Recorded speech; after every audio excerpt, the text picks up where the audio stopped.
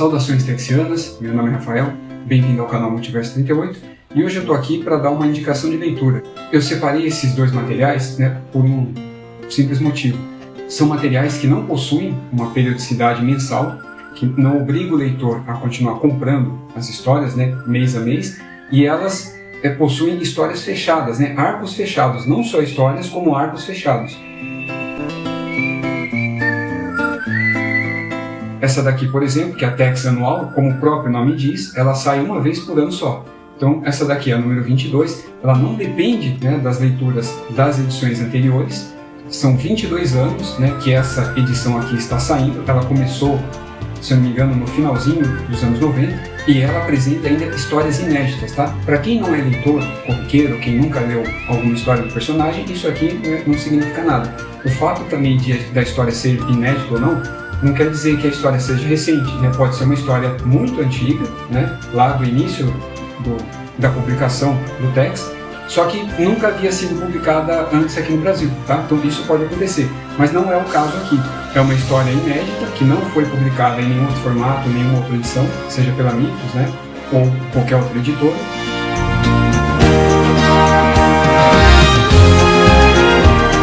No caso dessa edição aqui, ela apresenta uma história recente, que representa o presente do personagem, mais ou menos.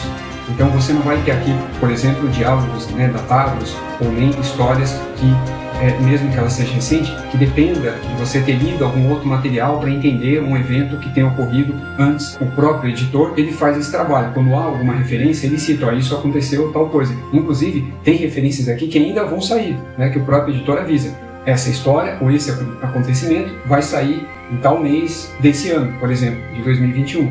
Aqui a gente tem uma história completa, de 276 páginas, tá? Um pequeno calhamaço. A sensação de ler esse tipo de quadrinho, e ainda nesse formato, com essa quantidade de páginas, é que você está assistindo a um filme. É como se você estivesse vendo um filme longo ou uma série, uma temporada completa de uma série. É apenas uma história que tem aqui dentro com essa quantidade de páginas, e não várias partes, com uma história, com vários capítulos, várias partes, e assim por diante. Quando você começa a ler, dificilmente você consegue parar, na hora que você precisa ou que você gostaria. Você vai embora, diferente de quadrinhos de outro formato. Por exemplo, quadrinhos de super-heróis de uma maneira geral, que a quantidade de páginas transita entre 20 a 25 páginas por história. Geralmente, esse tipo de quadrinho eu leio uma história quando eu vou no banheiro, antes de dormir, quando eu vou fazer alguma coisa ligada à minha rotina. Eu consigo parar, ler uma história rápida, pela quantidade de páginas por ser quadrinho. Então a leitura é rápida, ela gira em torno aí de 10, 15 minutos no máximo, dependendo da história, é claro. Aqui já não. Aqui você começa, você não quer mais parar e você vai. Você vai levar, lendo assim na sequência, sem parar, umas 2 horas e meia, lendo isso daqui sem parar. Totalmente recomendado, tá? Os desenhos são bons. A capa, ela é muito bonita. Ele tem o papel jornal, isso acaba, barateando, o valor da publicação. E apesar do preço ser, mesmo se contar a quantidade de páginas, então não seria caro. Mas o preço ele é, relativamente acessível ou relativamente caro, dependendo do ponto de vista. Ele custa aí entre seus 30 e 32 reais. Essa edição aqui foi a de 2020, ela saiu em dezembro. A Tex anual ela sempre sai no final do ano, tá? Então sempre em dezembro sai uma dessa. Você consegue no site da Mitos com 20%, 25% ou mais de desconto. E na loja física da Mitos também, tá? Esses mesmos valores. A ideia é que você adquira uma dessa, por exemplo, leia, sem compromisso algum, para ver se agrada. Você vai ler, vai terminar, vai saber ou dizer se gostou ou não. E mesmo que você ainda não tenha intenção de continuar lendo, adquirindo esse material, você dá um tempo e você pode esperar o ano que vem, pegar a próxima, por exemplo, você começar a ler apenas as anuais e depois ir partindo aos poucos para as que possuem uma periodicidade espaçada, como bimestral, trimestral, semestral e assim por diante. A intenção aqui não é trazer novos colecionadores para a franquia Tex. O objetivo é trazer mais leitores, independente do objetivo desse leitor, se é apenas ler, ou ler e colecionar também, ou se é apenas colecionar, o que eu acho um problema isso.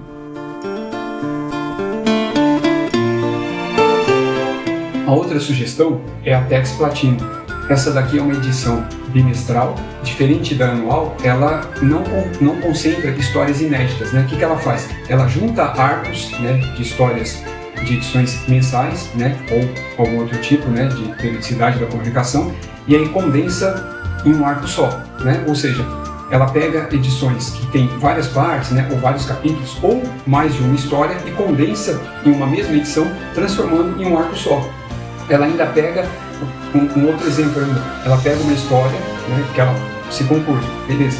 Aí depois houve uma outra história lançada assim futuramente, mas que retoma os eventos ou é uma continuação direta, né, de alguma forma da história anterior. Ela pega e condensa aqui como um encadernado, né? Ela faz esse papel de encadernado. Então, juntamente da anual, esse é o título aqui que eu mais gosto, né, que sai do personagem pela Mitos, no caso.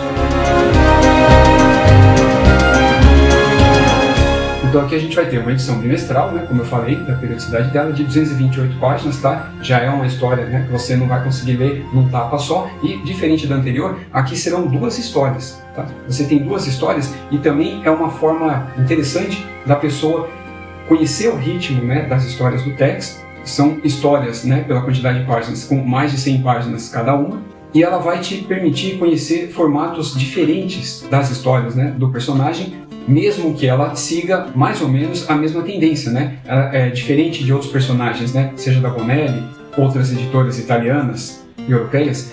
Ele não tem histórias como o Dylan Dog, por exemplo, que ele flerta com o terror, né? Com a comédia e outros gêneros, né? O Dylan Dog ele não tem um gênero específico, e sim uma miscelânea de gêneros, que esse torna o gênero específico dele. No caso do Tex, não. As histórias possuem um teor mais, né, aventuresco e dramático. Então ele transita isso entre o drama e a aventura. Ora, aventuras mais descompromissadas, né, e divertidas, mas não cômicas, né? Ora, aventuras, né, se é que a gente pode chamar assim, ou jornadas mais dramáticas, né? Onde os personagens, sejam eles protagonistas ou não, eles sofrem bastante.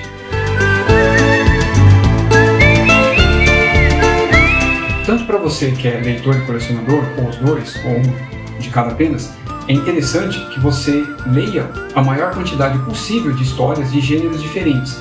Esse é o objetivo de eu estar recomendando. Eu abordo muito pouco, né, ou quase nada, quadrinhos fora desse circuito Marvel DC, desse circuito estadunidense. Mas isso não significa que eu não leia, né, todas as outras bandeiras, né, por exemplo, americanos, né, europeus, asiáticos, né, quadrinhos do Oriente Médio. Eu fui construindo, né, meu gosto ao longo da minha trajetória como leitor. Eu comecei lá apenas com super-heróis nos anos 80, né, na minha infância, e fui caminhando, né, para outros estilos, né, por um mangá, assim que começou a desembarcar em peso aqui no Brasil. E aí depois eu fui para os quadrinhos europeus, já com os meus 18, 19 anos. Esse tipo de quadrinho, né, por ser preto e branco, ter uma roupagem mais novelesca, mais séria, acaba atraindo pouco, né, o público infanto-juvenil. Isso depende muito do lugar, tá? Eu acredito que na Itália ou em alguns lugares da Europa, onde o western spaghetti seja muito popular, é comum, né, as crianças também acompanharem esse tipo de história, principalmente se elas tiverem à disposição apenas histórias nesse formato, tá? Seja western ou algo similar. O importante é que você tente ler o máximo que você conseguir, não o máximo, né, que o dinheiro pode comprar, não é isso, para sair gastando para poder abranger todos os estilos, todas as publicações lançadas, né, em banca ou não, possíveis atualmente. O objetivo é que você leia de acordo com o seu ritmo e, para partir daí, ir construindo o seu gosto, né? Por exemplo, esse percurso que eu acabei de citar que eu fiz, ele fez com que eu gostasse inicialmente de super-heróis, depois mangás, para chegar nos quadrinhos europeus. E para depois ainda eu chegar nos nacionais, principalmente agora, onde a publicação ela está sendo, né, muito mais massiva. Na minha infância, ou até na adolescência, o único contato que a gente tinha com material nacional que era disseminado, né, pela própria mídia, inclusive, era a Turma da Mônica. Você tinha quadrinhos de super-heróis ou de teor, né, mais adulto, mais alternativo, circulando aqui nos anos 70, 80 ou até antes disso no Brasil. Só que a circulação ela era bem restrita, né? Era um nicho apenas, né? Um nicho underground, né? Que por si só já é um nicho. A facilidade agora é muito maior, então a possibilidade de você ampliar mais, né, o seu gosto pela leitura, por consequência, é maior também.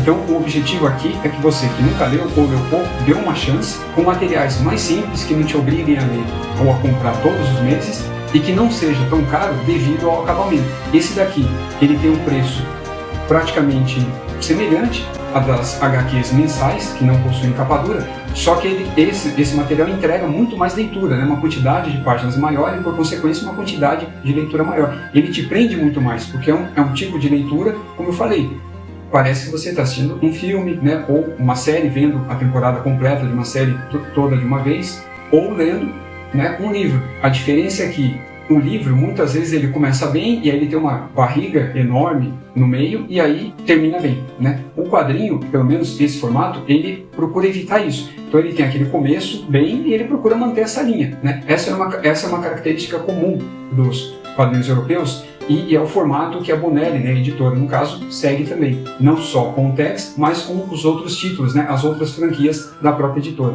Eu estou indicando especificamente essas edições justamente por isso, por serem histórias fechadas, a qualidade das histórias aqui serem muito boas, né? Geralmente não, sempre são muito boas, os desenhos são muito bons, né? Desde a capa até o miolo, mas eu poderia indicar qualquer outro, sejam as mensais ou as de luxo.